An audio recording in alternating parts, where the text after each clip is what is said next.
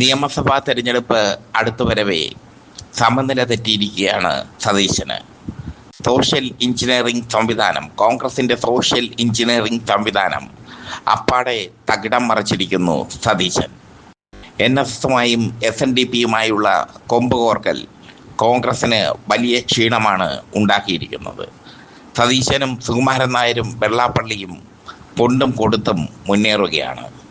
ഒരു വശത്ത് സുകുമാരൻ നായരും വെള്ളാപ്പള്ളിയും, മറുവശത്ത് VD സതീശൻ എന്നിങ്ങനെ കൊണ്ടും കൊടുത്തും മുന്നേറുമ്പോൾ തുടർ ഭരണം ഇടതുമുന്നണി ഉറപ്പിക്കുകയാണ്. മറുഭാഗത്ത് കോൺഗ്രസിന്റെ നിലനിൽപ്പ് അപകടത്തിലാണ്.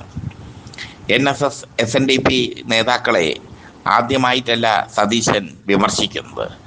പ്രതിപക്ഷ നേതാവായി കഴിഞ്ഞപ്പോൾ സതീശൻ പറഞ്ഞത് താൻ NSS ആസ്ഥാനത്ത് പോയി സുകുമാരൻ നായരെ കാണില്ല എന്നാണ്. എന്തായാലും NSS ആസ്ഥാനത്ത് സതീശൻ പോയി മണിക്കൂറുകളോളം കാത്തിരുന്നത് സുകുമാരൻ നായർ തുറന്നടിച്ചു.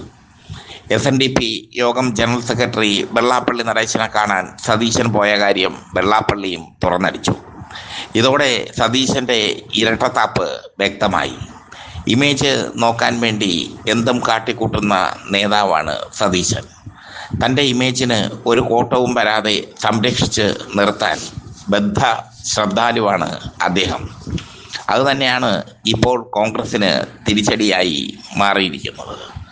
മുസ്ലിം സംഘടനകളുടെയും ക്രൈസ്തവ സംഘടനകളുടെയും വേദികളിൽ സതീശൻ സജീവ സാന്നിധ്യമാണ്.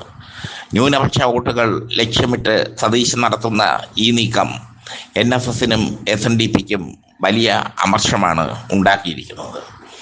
പറവൂരിൽ സതീശനെ തോൽപ്പിക്കുമെന്ന് പ്രതിജ്ഞ ചെയ്തത് മറ്റാരുമല്ല, സാക്ഷാൽ വെള്ളാപ്പള്ളി നടേശനാണ്.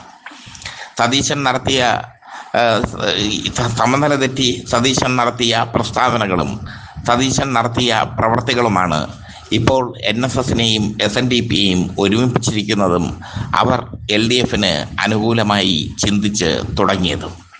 എന്തായാലും സതീശന്റെ പോക്ക് അത് കോൺഗ്രസിന് വലിയ അപകടമാണ് സംഭവിച്ചിരിക്കുന്നത്. രമേശ് ചെന്നിത്തലയും K മുരളീധരനും അടൂർ പ്രകാശും അടക്കമുള്ള മുതിർന്ന നേതാക്കൾക്ക് സതീശൻ ഇപ്പോൾ സ്വീകരിച്ചിരിക്കുന്ന നയത്തിൽ അസംതൃപ്തിയുണ്ട്. പക്ഷേ അവരത് തുറന്ന് പറയുന്നില്ല. കാരണം തെരഞ്ഞെടുപ്പാണ്. ഏപ്രിൽ 2ാം വാരത്തോടുകൂടി കേരളത്തിൽ തെരഞ്ഞെടുപ്പ് നടക്കും.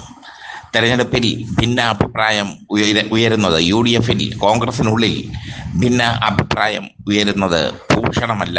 ഇപ്പോൾ മുസ്ലിം ലീഗിനും സതീശന്റെ നിലപാടിനോട് അമർഷമുണ്ട്. സതീശൻ എടുക്കുന്ന വെട്ടൊന്ന് തുണ്ടൻ രണ്ട് എന്ന നിലപാട് അദ്ദേഹത്തിന് കുറച്ച് ഫാൻസുകാരെ ഉണ്ടാക്കി കൊടുത്തിട്ടുണ്ട്. അതിനപ്പുറം കോൺഗ്രസിൻ്റെ സോഷ്യൽ എഞ്ചിനീയറിംഗ് സംവിധാനം പൂർണ്ണമായും തകർന്ന അവസ്ഥയിലാണ്, തകർന്ന് തരിപ്പണമായ അവസ്ഥയിലാണ്. SNDP NSS നേതാക്കളെ സതീശൻ വ്യക്തിപരമായി കണ്ടതായി അവർ വെളിപ്പെടുത്തുമ്പോൾ സതീശൻ വീണ്ടും വീണ്ടും അവരെ അവഹേളിക്കുന്ന രീതിയിൽ പ്രസ്താവനകൾ നടത്തുന്നു. സതീശനെ മാത്രം ലാക്കാക്കിയാണ് NSS SNDP നേതാക്കൾ ഇപ്പോൾ നീങ്ങുന്നത്, സുകുമാരൻ നായരും വെള്ളാപ്പള്ളിയും. അതേസമയം രമേശ് ചെന്നിത്തലയോടും K സുധാകരനോടും ഒക്കെ അനുഭാവപൂർവമായ ഒരു സമീപനം അവർ സ്വീകരിക്കുകയും ചെയ്യുന്നു.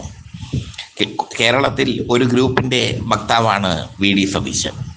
യുവാക്കൾ കൂടുതലും VD സതീശനോടൊപ്പമാണ്. ഷാഫി പറമ്പിൽ അടക്കമുള്ള ടീമൊക്കെ VD സതീശനോട് മമത പുലർത്തുന്ന ടീമാണ്. പക്ഷേ നല്ലൊരു രാഷ്ട്രീയക്കാരന് വേണ്ട പക്വത, നല്ലൊരു രാഷ്ട്രീയക്കാരന് വേണ്ട മെയ്വഴക്കം, ഇതൊക്കെ സതീശന് ഇല്ലാതെ പോയിരിക്കുന്നു. അതുകൊണ്ടാണ് മതസാമുദായിക സംഘടനകളുടെ ബാലൻസിങ് കോൺഗ്രസിൽ തെറ്റിയത്. ക്രൈസ്തവരുടെയും മുസ്ലിങ്ങളുടെയും വോട്ടുകൾ പെട്ടിയിലാക്കാനുള്ള അല്ലെങ്കിൽ വോട്ടുകൾ സമാഹരിക്കാനുള്ള തത്രപ്പാടിൽ സതീശൻ SNDPയോടും NSSനോടും കൊമ്പ് കോർക്കുമ്പോൾ ഹൈന്ദവ വോട്ടുകൾ, ഭൂരിഭാഗം വരുന്ന ഹൈന്ദവ വോട്ടുകൾ LDFലേക്ക് ക്രോഡീകരിക്കപ്പെടും.